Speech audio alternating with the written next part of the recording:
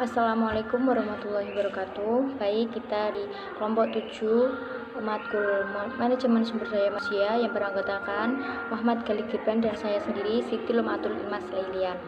Baik, yang pertama saya akan menjelaskan pengertian pengembangan karir.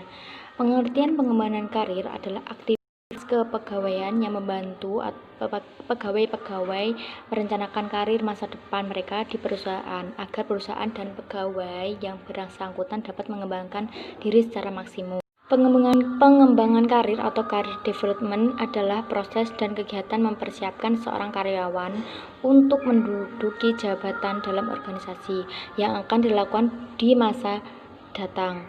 Perkembangan karir merupakan suatu proses dalam meningkatkan dan menambahkan kemampuan seseorang karyawan yang dilakukan secara formal dan berkelanjutan untuk mencapai sasaran dan tujuan karirnya. Baik, di sini juga ada tahap pengembangan karir. Menurut Samsudin menjelaskan bahwa tahap perkembangan karir dibagi menjadi 3 tahap, yaitu yang pertama karir awal.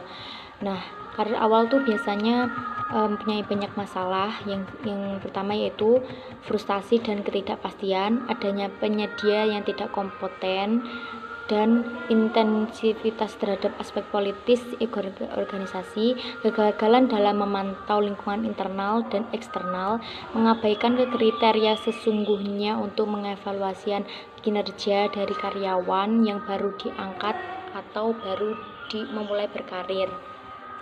Yang keenam yaitu ketegangan antara profesional yang lebih muda dan yang tua serta manajer yang diakibatkan oleh perbedaan pengalaman, kebutuhan, dan minat. Yang ketujuh, ketidakpastian mengenai batasan loyalitas yang dituntut organisasi, kegelisahan mengenai integritas, komitmen, dan dependensi. Baik, di sini juga ada karir pertengahan dan karir akhir. Nah, karir pertengahan itu tahapan karir kerap pula meliputi pengalaman baru seperti penugasan khusus, transfer, dan promosi yang lebih tinggi. Nah, kalau karir akhir, suatu titik balik terhadap produktivitas atau penurunan dan pensiun dini mewarnai kritis pertengahan karir. Baik, yang kedua, poin B yaitu tujuan pengembangan karir. Metode pengembangan karir memiliki tujuan yaitu untuk membekali, meningkatkan, dan mengembangkan kompetensi kerja guna meningkatkan kemampuan, produktivitas, dan kesejahteraan untuk mencapai karir karyawan. Namun, secara spesifik tujuan tersebut sebagai berikut. Yang pertama, memperbaiki produktivitas dan kerja karyawan. Yang B, memperbaiki output yang masih kurang hingga mencapai standar. Yang C, menambah keterampilan, keahlian, dan kecakapan karyawan. Yang D, membiasakan dan senantiasa beradaptasi dengan perubahan dan perkembangan teknologi penunjang pekerjaan. Yang E, sebagai acuan mempersiapkan karyawan untuk promosi. Yang F, membantu memecahkan masalah operasional operasional. Yang G, sebagai sarana memupuk kemampuan, minat, bakat. Yang H, menumbuhkan loyalitas dan mendukung organisasi mencapai tujuannya. Yang I, menjadi sarana memenuhi kebutuhan pertumbuhan pribadi karyawan sendiri. Warahmatullahi wabarakatuh. Saya M. Khalid Gibran akan melanjutkan pembahasan mengenai pengembangan karir. Di poin C, ada faktor yang mempengaruhi perkembangan karir. Para ahli manajemen sumber daya manusia mengatakan ada berbagai faktor yang mempengaruhi dalam perkembangan karir, yaitu 1. Prestasi kerja. Prestasi kerja merupakan faktor paling penting untuk perkembangan karir karyawan. Keberhasilan karir karyawan sebagian besar didasarkan atas prestasi kerja yang baik dan dilakukan secara etis. Kedua, hubungan karyawan dan organisasi. Yang dimaksud adalah bila suatu hubungan pekerjaan antara karyawan dan organisasi baik, maka pengembangan karirnya pun akan lancar. Begitu juga sebaliknya. Apabila hubungan pekerjaan antara karyawan dan organisasi tidak baik, maka karirnya pun kurang baik. Ketiga, di dalam sebuah organisasi, seorang karyawan bisa merencanakan pengembangan karirnya. Dalam merencanakan pengembangan individu, tak bisa dilepaskan antara peran individu atau karyawan, manajer, dan organisasi tersebut. Ketiganya harus berperan saling mendukung dan mendorong pengembangan karir karyawan. Kemudian poin D, yaitu desain program pengembangan karir. Program pengembangan karir perlu diperhatikan 3 hal, yaitu 1. Pengembangan karir terintegrasi dengan perencanaan SDM.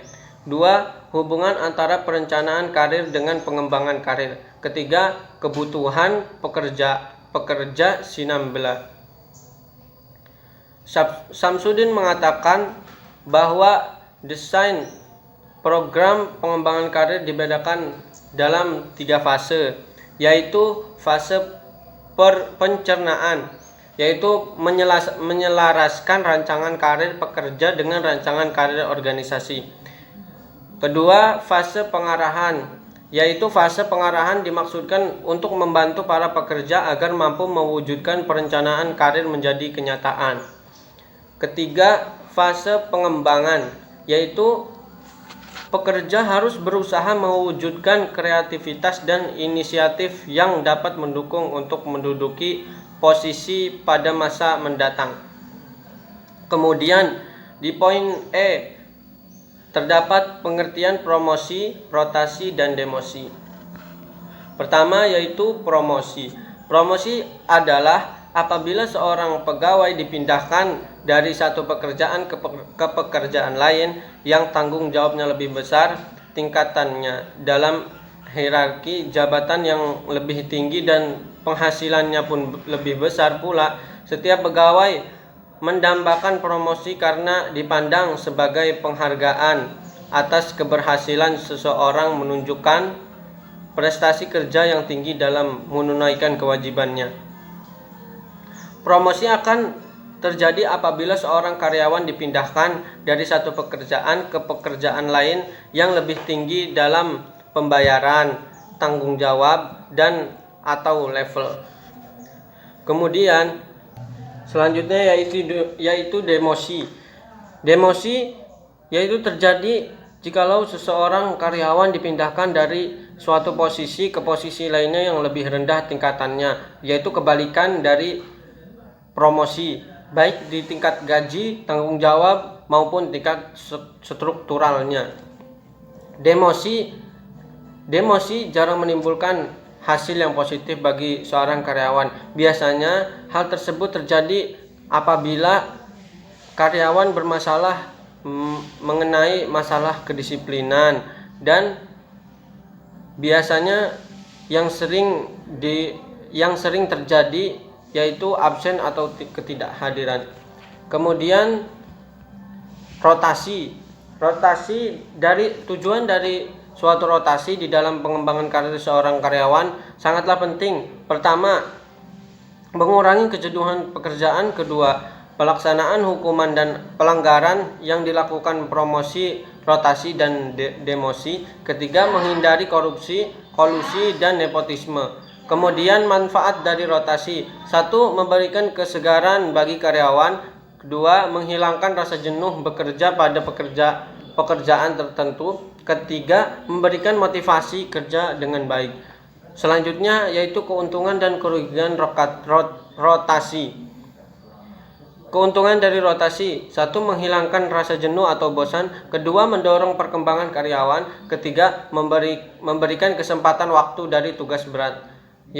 Selanjutnya yaitu kerugian dari rotasi: 1. Membutuhkan waktu dan biaya. 2. Dapat mengecewakan karyawannya. 3. Belum tentu dapat mengatasi masalah yang baru. 4. Biasanya tidak cocok dengan job yang baru. Itu saja yang bisa kami sampaikan dari kelompok 7. Kurang lebihnya mohon maaf. Billahi taufik wal hidayah. Wassalamualaikum warahmatullahi wabarakatuh.